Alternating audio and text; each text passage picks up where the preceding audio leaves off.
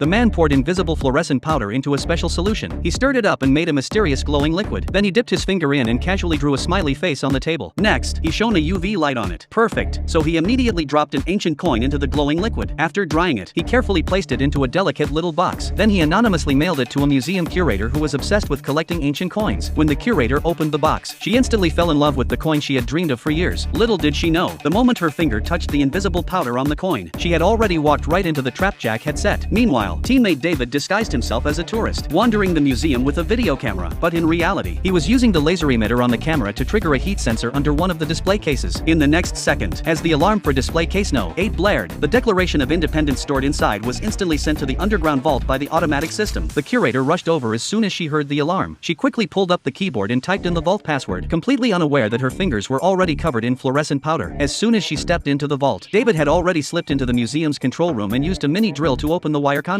He carefully inserted a transmission cable with a micro camera into the pipe and clipped it onto the museum's surveillance feed. In no time, they had successfully hacked into the museum's monitoring system. David immediately froze all camera footage. At the same time, Jack disguised himself as a maintenance worker and strolled into the museum under the pretense of inspecting the security system. He quickly ducked into the bathroom, stripped off his overalls, revealing a perfectly tailored suit underneath. After fixing his hair, Jack walked out looking like a refined gentleman and stepped into the party. He courteously handed the curator a glass of champagne. While someone stepped in to shake hands with her, he smoothly took the glass from her hand. With a polite smile, he said, "Excuse me, I need to use the restroom." Then he turned and walked away. Out of sight, he dumped the champagne, pulled out a plastic bag, and carefully sealed the glass inside. Back in the restroom, he quickly took out a hidden toolkit containing fingerprint extraction tools. He dripped the agent onto a wad of medical cotton, placed the cotton in a plastic bag and sealed it tight. Just 1 minute later, the fingerprints on the glass became crystal clear. Jack put on a fake fingerprint glove, carefully selected a full print from the glass, and transferred it onto the glove. Then he scanned through fingerprint ID and rode the elevator down to the vault. He took out a UV light and read the fluorescent letters aloud to David. David entered them into a program. Soon, they cracked the correct password sequence for the vault. As Jack entered the code, the vault door opened with a click. He quickly walked up to the display, lifted the old velvet cloth, and gently pulled out the legendary Declaration of Independence. He rolled it up and stuffed it into a plastic bag. Without drawing attention, he strolled out of the museum and vanished. But what Jack didn't expect was that the curator had been secretly watching him the whole time, because she also wanted to know whether the back of the Declaration really hid a treasure map.